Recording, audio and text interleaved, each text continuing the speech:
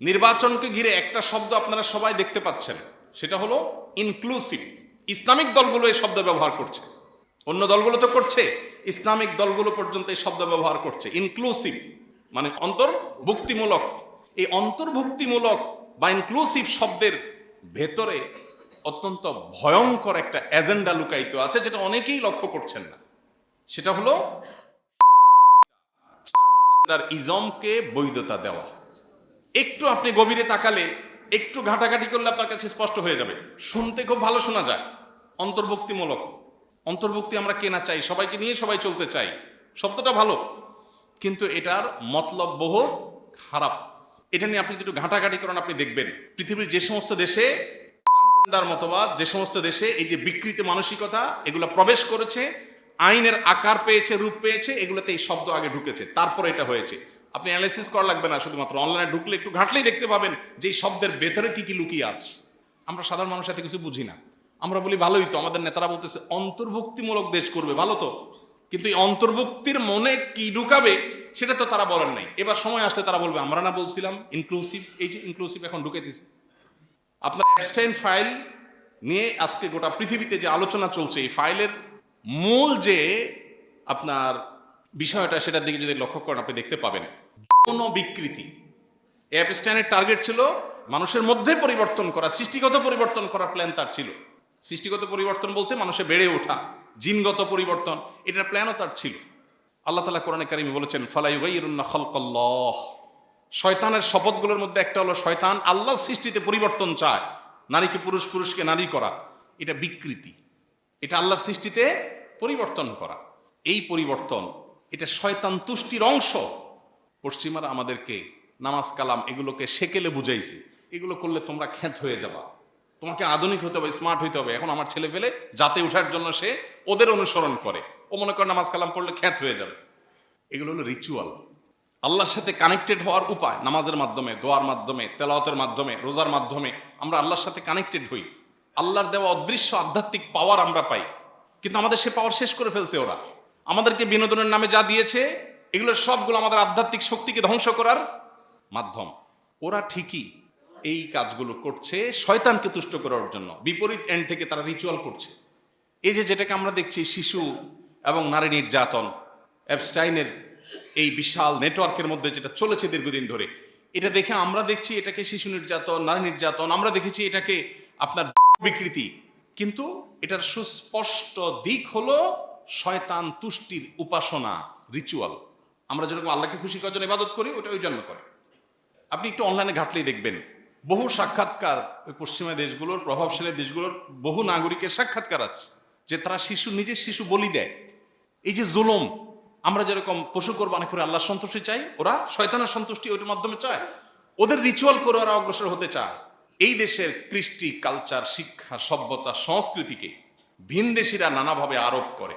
কেন আরোপ করে? কারণ আর্থিকভাবে, অর্থনৈতিকভাবে আমরা দুর্বল, গরিব দেশ। আমাদেরকে দেয় লোন, আমরা ব্রিজ করব, রাস্তাঘাট করব, অবকাঠামো উন্নয়ন করব। বিদেশি শক্তিগুলো আমাদেরকে লোন দেয়, আর লোনের সাথে 10টা শর্ত দেয়, যেই শর্তের সাথে লোনের কোনো সম্পর্ক নেই। লোন রিলেটেড শর্ত থাকলেও একটা বিষয় হয়। লোন দেয় রাস্তাঘাট, কালভার্টের জন্য, শর্ত দেয় যে তুমি এখানে নারী স্বাধীনতার নামে এই কাম করবা। এর সাথে রাস্তাঘাটে কি সম্পর্ক? লোন দেয় কলকারখানার জন্য, অন্যান্য অবকাঠামোর জন্য, শিক্ষার জন্য, আর শর্ত দেয় তুমি এদেশে বৈধতা দিতে হবে। রাজনৈতিক দলগুলোর ঘাড়ের উপর ভর করে, নেতাদের উপরে ভর করে বিদেশি শক্তিগুলো আমাদের অর্থনৈতিক দুর্বলতাকে পুঁজি করে তারা আমাদের সমাজে নানা অপসংস্কৃতি, অপকালচার, শয়তানের অনেক রিচুয়াল, এগুলো আমাদেরকে সংস্কৃতির নামে, শিক্ষার নামে ঢুকায় দিচ্ছে।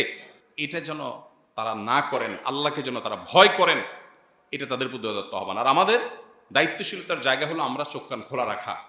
আমাদের দিন, আমাদের ইমান, আমাদের আইডেন্টিটি, আমাদের নিজস্ব কৃষ্টি, কালচার, সভ্যতা, সংস্কৃতির বিরুদ্ধে ভিনদেশি কোনো কিছু যেন কেউ চাপিয়ে দিতে না পারে, আমাদেরকে সজাগ থাকতে হবে।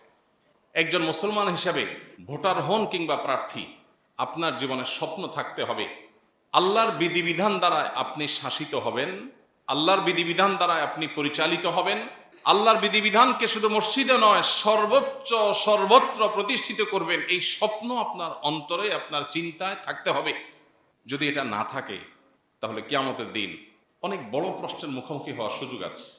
আল্লাহ যদি জিজ্ঞাসা করেন, বান্দা নামাজ পড়ার সময় ফরজ, নফল, সুন্নত, ওয়াজিব এগুলা খুঁজছিলা, বাট মসজিদের বাইরে যে তোমার জীবন আছে, সে সামগ্রিক জীবনে তুমি আমার আদেশ নিষেধ এটা কি মাথায় একবার তোমার এসেছিল? একবারও তুমি জিজ্ঞাসা করেছিলে? তাহলে কি আমার দিনটা কি তোমার অপরিপূর্ণ মনে হয়েছে?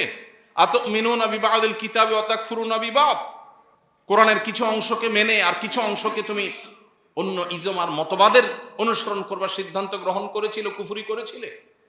অতএব যারা নেতৃবৃন্দ আছেন, সীমাবদ্ধতার বিষয়গুলো আমরা জানি বিশ্ব বাস্তবতা, আমাদের দেশের সার্বিক পরিবেশ পরিস্থিতি, মানুষের মন মানসিকতা সব মিলিয়ে আমরা অনেক ভালো চাই, পারি না। কিন্তু স্বপ্ন থাকতে হবে, ইচ্ছা থাকতে হবে যে আল্লাহ, আমি একজন মুসলমান হিসাবে তোমার কালাম, তোমার নবীর রেখে যাওয়া আদর্শ, পৃথিবীর সমস্ত আদর্শের উপরে এটা অবস্থান, সকল মতবাদের উপরে এটা অবস্থান। সকল মতবাদ সাময়িক, কোন সমাজে চল হয়, কোন সমাজে অচল, কোন যুগে সচল থাকে, কোন যুগে অচল হয়ে যায়। এটা কিয়ামত পর্যন্ত সচল স্টাবলিশ করতে পারছি না, প্রয়োগ করতে পারছি না। আমাদের দুর্বলতা, আমাদের ত্রুটি, আমাদের সীমাবদ্ধতা, আমাদের ইমানের দুর্বলতা। তোমার সিস্টেমের কোনো ত্রুটি নাই মালিক। আল্লাহর সাথে অন্তত এই কথাটা ক্লিয়ার রাখা দরকার।